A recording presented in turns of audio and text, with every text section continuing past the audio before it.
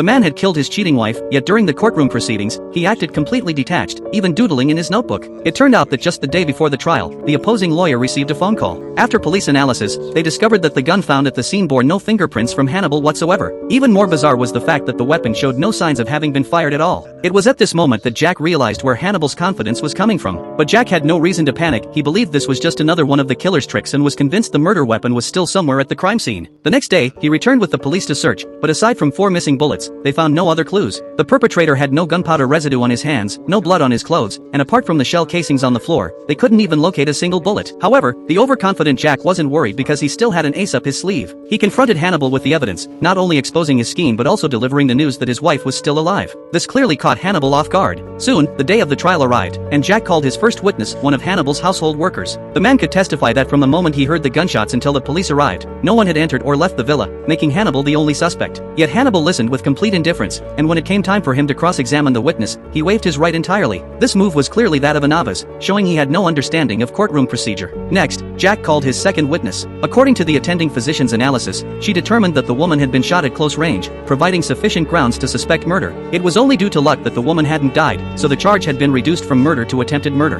When the judge asked Hannibal if he had any objections to this testimony, he stated that he completely agreed with their assessment. Soon came the third witness, but the moment Hannibal saw Nick, he suddenly put down his drawing pencil. After listening to Nick's account of events, Hannibal raised an objection, which actually piqued the judge's interest. Hannibal calmly stood up and delivered a bombshell statement. Fucking the victim. His words left the judge stunned and Nick utterly humiliated. Your Honor.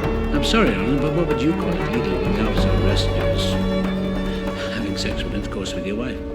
I think it's objectionable.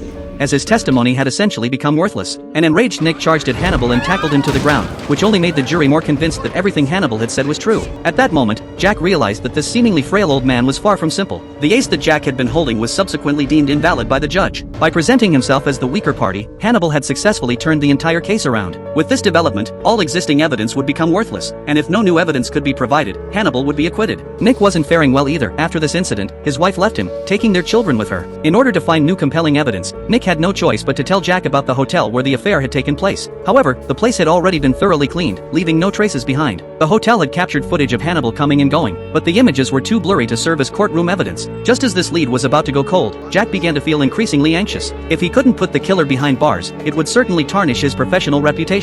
He then visited Hannibal's company, hoping to find some clues there, but everything had been anticipated by his opponent. Hannibal called at precisely the right moment, something Jack hadn't expected. Despite being mercilessly mocked by his adversary, Jack didn't get angry but instead became intrigued by this old man. However, time was running out. The police still hadn't found the gun's whereabouts at the villa. It was as if it had never existed. But where could that missing weapon have gone? Jack was at a loss. He placed his final hope in the woman, hoping that reading to her might awaken her consciousness. But the bad news arrived as expected. The doctor told him that becoming a vegetable was heaven's greatest mercy toward her. No miracle would occur. Jack fell into despair once again, wishing desperately that the woman was merely sleeping and would wake up the next morning.